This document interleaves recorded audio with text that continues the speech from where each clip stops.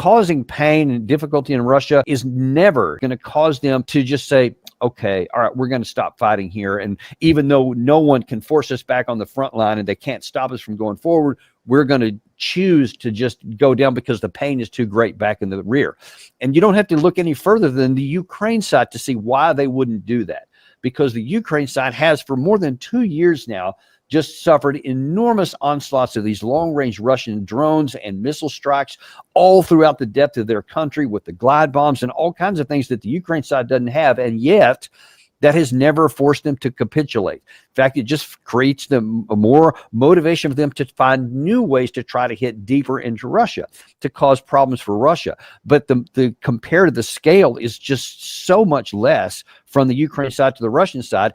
If the much bigger onslaught hasn't knocked the Ukraine side out of the war, then a much smaller one in a much bigger country, there's no rational expectation that it's ever going to knock Russia out. You can cause them pain, you can cause them annoyance, you can increase the cost, but you can't reverse the situation. And you've got to, all of these things in the rear has to have an effect on the front line. If you can't reverse the forward momentum of the Russians, then there's no capacity and there's no reason why Russia would ever just say, well, the cost is going higher, so we're not going to fight in this.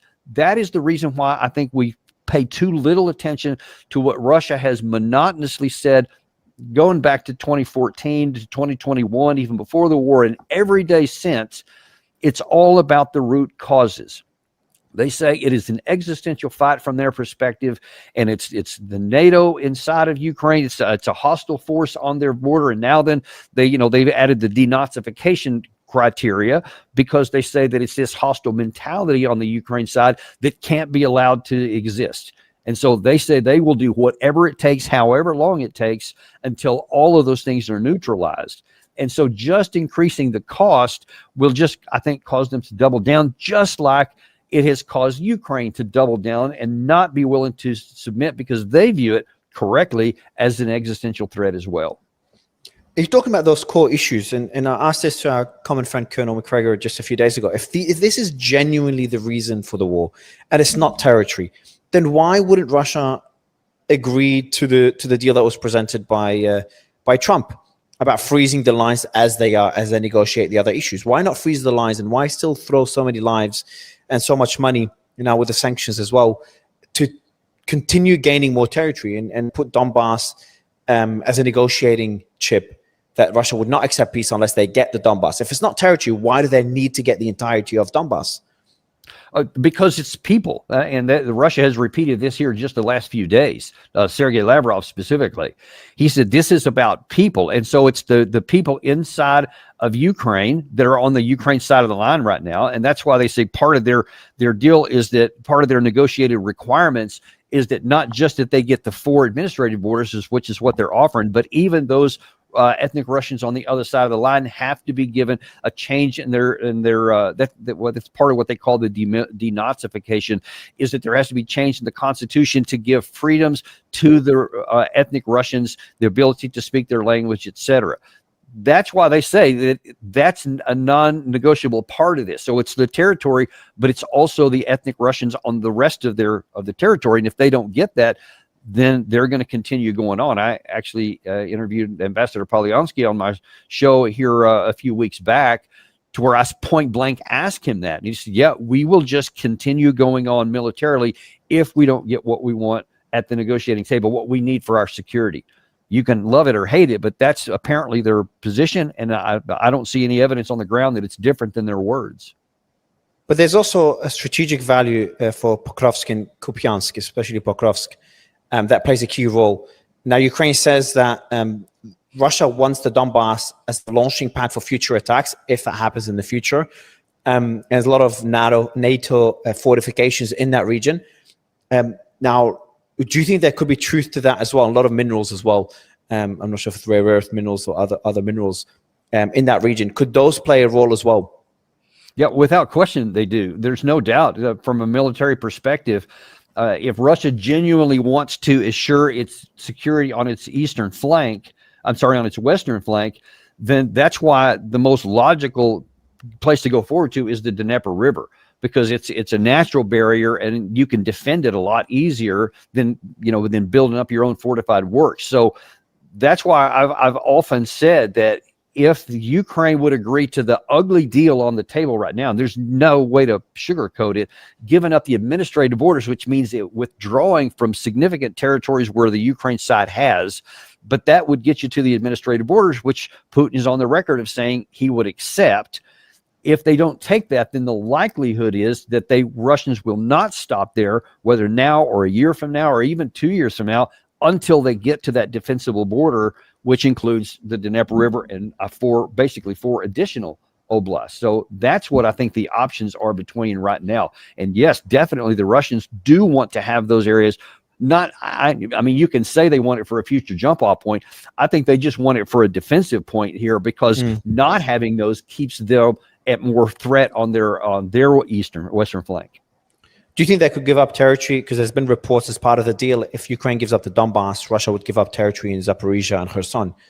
Do you think that's on the table? Would Russia give up some of that territory? I've heard that. I've heard that from Western sources and others who claim that they're talking behind it. I've not seen that mentioned by anybody in Russia, and any Russian sources that I have either interviewed or seen have said categorically not. They said that's already in the Russian constitution. Those people that are down there in the Zaporizhia and the Kherson, and they said that there's no way that we can negotiate that away. That's like saying we're going to negotiate away Russian territory, and they said it's impossible.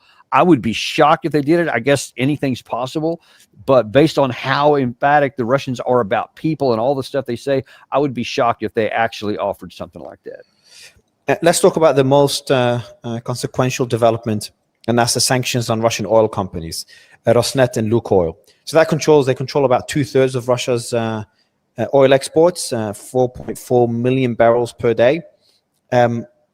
Your thoughts? Because that does hit the Russian caches. It hits revenue by 30%, according to ex-executives of these companies. And I want to point out what I said earlier, that Chinese state majors, the four big companies, halted seaborne Russian crude oil. I think they're still buying some crude oil through pipes. About 20% of them is still being imported, but 80% of it has been halted. And India's halting imports as well as part of another deal. Again, that's going to hit profits and revenue by about 30%, significant losses. And there's been reports that Lukoil is already selling a lot of their foreign assets as well.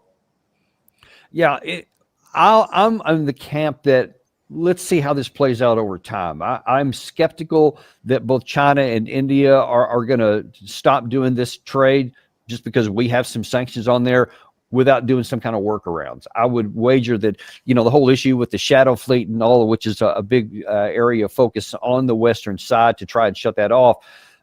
There will be those kinds of workarounds found. If there's not, then that's going to cause pain to Russia. But that's why I mentioned with some of these other things, even the strikes, they can have pain, but it's not as much as what the Ukraine side is suffering from direct military strikes. Russia will figure a way around this, like everybody does in war. There's always times where something happens unexpectedly, but I don't see any prospect that people can hang their hat on that. Well, if they lose some money here, then that's going to force them to withdraw or decide not to go after these things. I think all it's going to do is say, Russia, all right, we're going to tighten our belts more. We're going to suffer. And they have a lot of history of doing this in their past, and they will suffer a lot, I think, if it gets down to it. And they will continue fighting. So I think it would increase the pain and increase the cost, but I do not think it's going to stop their onward movement. That's what I expect. It reminds me of, do you remember the days in the early days in the war when the ruble just collapsed? And then everyone thought the Russian economy has just come to an end and somehow just picked back up again. The Russian economy is still humming along. They do say, reports, analysts do say this will have a pretty big hit on Russia in the short term. I think Putin even admitted it, if I'm not mistaken. But in the long term, that will be mitigated through different means than, right, because that's what they've always done. And then you also have to look at even India. Is India going to be able to maintain that? Because now all of a sudden, if they're stopping buying oil there, that means they got to buy it somewhere else at a higher rate. And that's not something that's going to be good for their economy. So we'll see if they also have some motivation to help work around, because they're going to do what's in their national interest as well. So that's why I say I'm going to wait and see how it actually plays out over time. Yeah, there's another piece of quick news. There's a U.S. Elite electronic intelligence jet was spotted flying over the Black Sea. It's the first time that type of jet flies there. Apparently, or allegedly, it's mapping S-400 radars and for ATACMS Storm Shadow missile strikes by Ukraine. So it's offering data, as you said, as we said, reported earlier, the U.S. is going to be offering more intelligence deep inside Russia for targets for Ukrainian missiles. So that could be the purpose of that. Of that jet, that intelligence jet that was flying close to Russian territory. But the piece of news that I want to dig into as well is what the Norwegian defense minister said, and that comes to the Kola Peninsula. I'm not sure if you've seen the Russian buildup there and how significant that is. He said the following: Russia is building up on the Kola Peninsula as preparation for war with NATO. He claims Putin wants the Arctic dominance for shipping routes, they've built out pretty significant stockpiles there. They've stacked nuclear warheads, nuclear powered submarines, attack subs, different warships. They've tested hypersonic missiles there previously. They've got the Poseidon, the one we talked about earlier. The nuclear torpedo is present there as well. So Kola hosts 1,000 nuclear warheads, and there's apparently a lot of movement there, a lot of tests there, according to Norwegian defense minister. So not sure if you've been following the developments on the Kola Peninsula, but it kind of links to a broader question: is the risks of a direct conflict with NATO, intentional or accidental, especially the drone incursions we've seen previously and the jet incursions, the jet that flew over, I think it was Estonia at the time, a few weeks ago. People have forgotten about it, and now we also have the balloons. I know it's different, but the Belarusian balloons flying over Lithuania, closing the airport 3 times in the last week, I think. So we are seeing NATO get more and more involved, whether they like it or not. I think there was even drones over Germany a few weeks ago. Does that concern you? It does concern me, but the whole picture concerns me, because too many in the West want to look at all those things you mentioned, and I have seen some of them. I hadn't seen them all, but I've seen many of them, and we also have to look at the context with which they exist. And there is 2 sides of the story that's going on here, because you have the West talking about, hey, we have this rebuild and rearm in Europe, this $800 billion thing. You have the NATO Secretary General Mark Rutte, talking emphatically, over the past several months, that we have to be ready to fight a war with Russia, in 3 years, 5 years, 7 years. That's practically tomorrow. We have to start increasing all of our defense spending right now. The Germans have moved a brigade onto the Lithuania, closer to the Russian border. You have the chairman of the Joint Chiefs of Staff for France, for Germany, both saying we'll probably have to fight Russia, so we have to start getting ready right now, etc. So the Russian side, they see all of this boisterous military movement, these claims of accelerating their defense budgets, moving troops closer to Russia. They will react to it, and they are reacting to it. And so a lot of this expansion of the Russian armed forces up to somewhere around 1.5 million by the end of December is in part not for the fighting of the special military operation, as they call it, but to potentially get ready for a war with NATO. And I can just tell you, many people that I've talked to privately on the Russian side claim that they think that it's inevitable, that they believe that the NATO is getting ready to fight them, and that they're consequently getting ready to fight back. And so a lot of these areas, they're building up bases closer to NATO territory. They are doing that. That's a fact. It's not that's not a threat. They are doing scary that. to imagine. It is terrifying to imagine, because too many people on both sides of this equation, the minute that you start getting into this mentality that war is inevitable, then you keep taking action, and then every action you take, you see the other side is doing something, and you say, aha, that validates it, so now let me do more. I mean, it's a slower motion, but it's not too dissimilar for how we got into World War I. And we don't need to get into that again. And I think I'm very alarmed by it, to answer your original question, because I see both sides taking actions that feed the fears of the other side and make war more possible. And there's also been reports that the UK and France are in talks to provide Germany with a nuclear umbrella. And that's kind of Germany moving away from the reliance on the US. We saw Trump's stance on NATO, shifting American stance on the alliance. We also have Germany announcing that a 377 billion euro military modernization plan. So that includes the purchase of 400 Tomahawk missiles, long-range strike, 561 Sky Ranger air defense systems, different drones, and building an army, 300,000 strong army. And they want to become Europe's top conventional force by 2035. Last time we spoke, Colonel, we talked about Chinese capabilities versus the US, and that was a long discussion we had. Everyone loves to dismiss Europe now, economically, but also militarily. I think it's becoming, people are going too far with it. It's getting a bit unfair. We're still talking about pretty significant militaries in Europe. They're a significant economy. They're still bigger than the Russian economy as combined, UK, France, Germany, etc.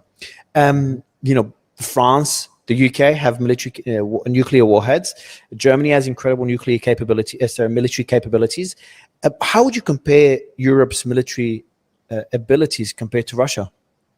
Well, let's look at it from two perspectives. One is the strategic and one is the conventional. From the strategic, you have effective parity right now already, because once you get past a handful of nuclear weapons, it becomes superfluous. It doesn't matter. So it doesn't matter if you have 6,000 or 600. I mean, once you get through some more, it's not going to make any difference. So you have effective parity in terms of deterrence already at the strategic level. Getting more is not going to change that.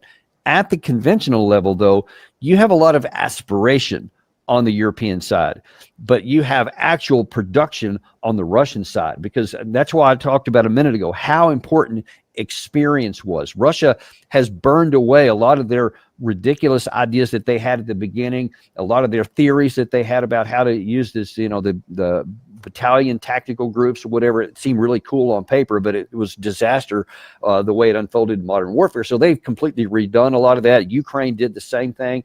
They've adjusted to the modern, especially the infusion of the various levels of drones at every level and how that coordinates on the ground. Russia has now expanded their military significantly, and they are equipped with the things that it needs right now. They have the mentality and they understand the speed of operations that go into the counteraction, counteraction, reaction, etc. This whole cycle and coming up with new things that work. That is, you just can't replicate that. On this side, we don't have that yet. They're talking about over some number of years to having a budget that's going to meet up to that point. But until you're actually threatened, you're not going to have that motivation to get it done. And the UK still, they're going to be lucky if they can put right now, if they could field one full armored division, period, anywhere. And France has a little bit more than that, but not a whole lot more. And none of them have any combat experience. So it's going to take a long time to actually put forth the infrastructure that's necessary and then do the training, the modern training that's, it's tough, it's difficult, it's based on all these lessons that are learned over here.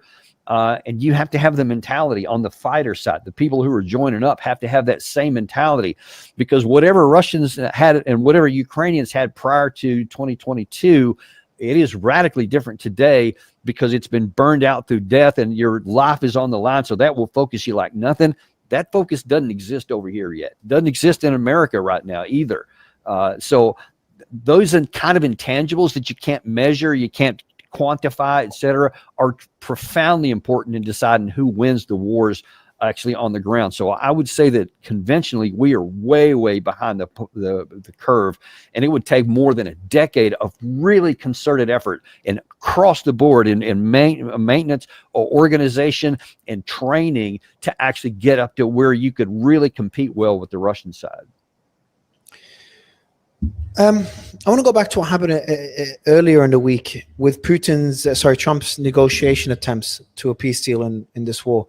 So he initially he planned to meet Putin in Budapest, and before they had a meeting with Zelensky. But before that, he spoke to Putin, and the threats of supplying Tomahawk missiles to Ukraine disappeared right after that call with Putin. So I'm curious what Putin would have told him, in your opinion, for that threat, for that plan to be shelved. Then we have Trump allegedly meeting with Zelensky, shouting at Zelensky, saying he's sick of seeing the front lines, trying to have Zelensky accept a peace deal offered by Putin that we discussed earlier, which is give up Luhansk, which Russia already controls, and Donetsk, which Russia controls about 70-something%. And Russia would freeze the lines or give up some territory in Kherson and Zaporizhia, most likely freeze the lines. So that was the deal that was offered by Russia. And Ukraine and Europe seem to have rejected that deal, and they just want to freeze the lines where they are today. And right after that, Trump shifted his narrative, canceled the meeting with Rubio, spoke to Lavrov. After that call, which apparently no development, so I'm guessing Russia stood their ground. Ukraine, we know their position and European position. So after that meeting between Rubio and Lavrov, the meeting between Trump and Putin got canceled, or at least delayed for now. And it was the White House that announced the cancellation. Russia initially was saying, no, it's still going ahead. They still wanted the meeting to happen. Symbolically, optically, it's good for Putin. But it's not happening. And right after that, we saw the sanctions that we talked about earlier, probably the most significant sanctions in a while against Russia, against the Russian oil companies, trying to hurt Putin where it matters, hurting him in that piggy bank. What are your thoughts on Trump's negotiating tactic as a whole? From the outside, it looks like just kind of basic carrot and stick approach. Like, hey, accept the deal. I'll meet you. I'll say great things about you. You say no. All right. I'll talk shit about you. I'll say Russia's weak. I'll say Russia's losing the war. Make fun of how you didn't win the war 2-3 years ago, 2.5 years ago. You couldn't get Kiev. Your military's weak. Your economy's about to collapse. You're about to do a deal. Great. You're a great guy. Your economy's doing well. Your military's strong. We're going to do a great deal. Zelensky, you're a Nazi. While it is funny to watch, but it seems to be, it apparently worked in Gaza, where he's talking about the Gaza Riviera.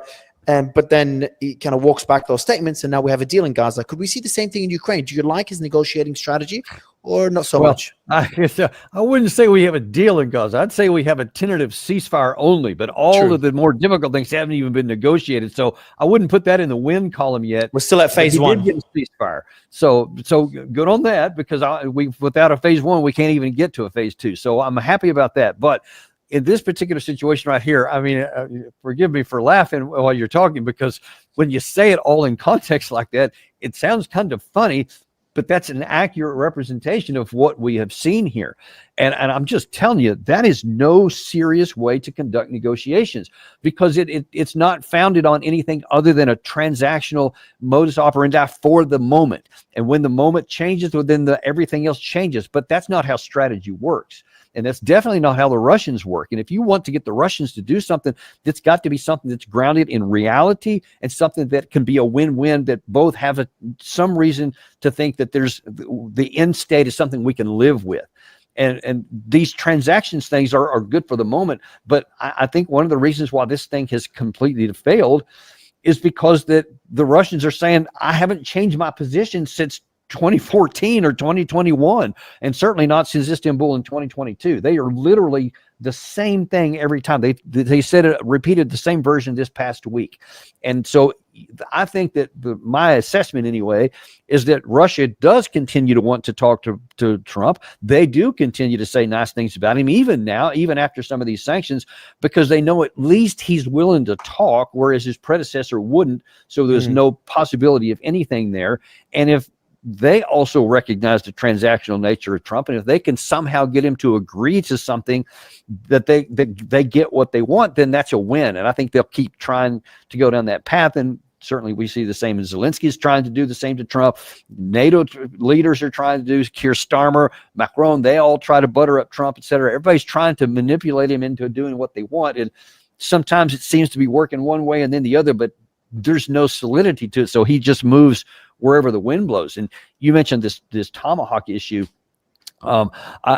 Some people were saying, well, it was the threat of Trump's Tomahawk a week before that phone call where he says, yeah, I may put those Tomahawks in there. If Putin doesn't do what I want, I may give them to Ukraine. They may do that. And then, of course, that Wednesday, they're off the table.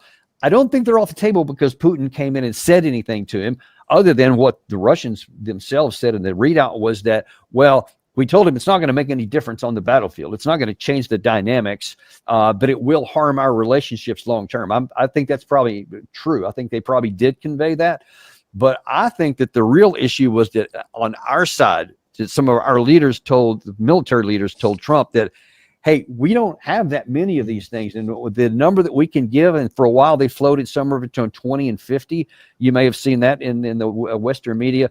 That's nothing. That's not going to do anything. I mean, Russia fires that many in a day sometimes. 20 or 50 20, Tomahawk 50. missiles. Yeah. That's That's what they said we might be willing to give. That was before they got taken off the table. That And then wouldn't make Trump much of comes a to- difference at all. Oh, not at all. No, I mean, Russia fires that many in a night very often, sometimes even more so, missiles I'm talking about. So that's not going to make any difference. And apparently Trump said, okay, yeah, we can't do that because we don't have enough, which is what I said from the beginning. We don't have that many. So we certainly shouldn't give them to the Ukraine side, because that could expand the war, and it's going to draw down our inventory should we ever need them. So that would be a bad move. And I think Trump recognized that. So I don't think it was that Russia talked him out of it. I think that our side said, hey, sir, this is not a good move. We don't have enough of these. Don't do that. If you want to use it as a pretend carrot and stick and, and threaten Russia, okay, that's fine. But we can't really give it to them because it's not going to make any difference. And it's going to draw down our own inventory below threshold. The last thing I want to ask you about, Colonel, is just a report of what's happening in Venezuela. So there's a Wagner-linked plane that landed in Venezuela. There's reports that some people saying it's humanitarian and aid, but that's unlikely because it went through various countries first, Algeria and I think Libya, I can't remember what countries, before going to Venezuela to avoid sanctions. So it's most likely has mercenaries, and we know there's already a couple of hundred Wagner-linked fighters in Venezuela helping Maduro's military. But the most likely scenario is it had some small arms, parts for their S-300 defense systems, drones, etc. And that happened not long after Russia ratified the agreement, the strategic agreement with Venezuela. Essentially, the agreement includes selling Venezuela more S-300s, different jets, older jets, training troops, selling Kalashnikovs. What are your thoughts on what we're seeing in some financial deals, like de-dollarization deals to avoid using the US dollar and the SWIFT system? What do you think of what's happening in Venezuela? Does that concern you? And do you think Russia do they have an incentive in the US getting dragged into Venezuela? And would they support Venezuela in that scenario? Because that will move away US focus on Ukraine and the ability for the US to supply weapons to Ukraine. Let's focus on the last part of your question there. First of all, Russia has shown pretty conclusively that they're willing to help lots of countries, and they're allowed to engage in different areas, especially financially, economically, but not militarily. I mean, they didn't help Syria against when it was attacked. They didn't help Iran. So I don't think that militarily they're going to help Venezuela either. Now, they may give them some spare parts. They may give them some assets, but I don't think that they're going to engage in any effect. To your other question, yeah, I'm very worried about it because all I see is that there is this lust of certain groups in Washington for regime change. The Trump administration tried it ham-fistedly with the supporting a coup in Trump's first administration. John Bolton was led that way with Juan Guaido and all that. The famous disaster. We just did a terrible job with it, and it failed. And he ends up getting more strength than Maduro does in the aftermath of that. Now then it looks like there's people are saying, all right, our mistake then was we didn't use the military. This time we're going to use the military, and we're selecting this new opposition leader to be the next one that's now we're going to put in charge, etc. And Maduro apparently recognized the seriousness of this, and then he practically offered the farm with, you can have our oil infrastructure, you can do all this stuff, basically, as long as I stay in charge. And Trump famously used the F word because he didn't want that. That's not the deal he wants. He wants to get rid of Maduro, it appears. Which makes no sense. But why definitely does. Why is that, Colonel? But why is that? Why is that? If they get everything economically, why not continue doing business with the current regime? I know it's not the best regime. Me and you can criticize Maduro forever, but then it's not our business, not America's business, not any country's business for regime change. It just never works. If Maduro's willing to give access to oil and the minerals, doesn't that solve, especially Trump loves to make deals and he wants to be the peace president. I don't understand. What am I missing here? Why would they, again, so taking into consideration, the US has not struck Venezuela. Maybe they're pressuring Venezuela for further concessions. Hopefully that's the case. That would be my bet, because I can't imagine Trump, with all his focus on the Nobel Peace Prize and making deals around the world and taking credit for them, that he'll start a war just on America's borders in the South. But if it is the case, what's the benefit for a regime change if Maduro is already offering everything economically? I cannot come up with one answer to your question. It is puzzling me. It is baffling to me, other than there's just a lust for regime change in there. They don't want to get some of the, I perceive that this group, that they don't want to get some of Venezuela's oil. They want full control of it. And they think that they can probably get it through this other leader here, because there's nothing else that makes any sense. That should have been the easiest win that you can imagine, that you get what you want. You don't have to spend any money for it, just the threat of military force, etc. And instead we get mad about that, use the F word, and then we're talking about regime change. And I mean, by name, Lindsey Graham is just almost beside himself, going on all the U.S. television networks over and over. He was on Meet the Press, and he just said, yes, we need to, Maduro must go, etc. And he said that when Trump gets back from this Asia trip, that he's going to brief members of Congress on both Venezuela and Colombia. I don't know why we're now adding Colombia into this mix. But listen, you look at the amount of combat power we have there, it's a lot, but it's not near enough to have any kind of sustained combat operations. You can blow a bunch of stuff up, and we've got the aircraft and the air wing and the missile frigates and all that. So we can blow the hell out of a lot of stuff.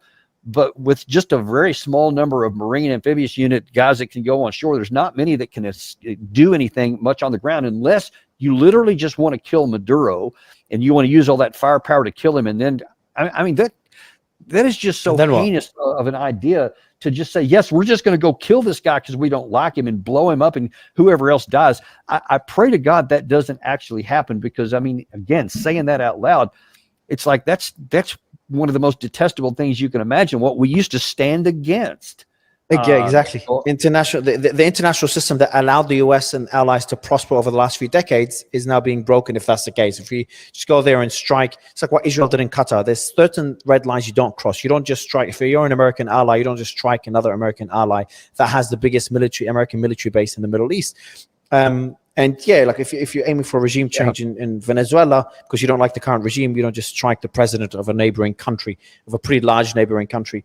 And then the question goes on is, then what? Because we all know, as we saw in Iran, if you're aiming for a regime change, a regime that's not popular will become popular if threatened by another country. We saw that with Iran and Israel. Israel was hoping for people to rise against the regime. Instead, the people went on the streets supporting the regime. Fingers crossed, Colonel, we won't be doing another show after Venezuela was struck. We are getting reports, or I think it's not even reports anymore. The US is saying they may strike Venezuela deep inside Venezuela, no longer on the shores in the sea. Hopefully it's not the case, but we'll see. But Colonel, always a pleasure, sir. Thank you. My pleasure. Thanks for having me.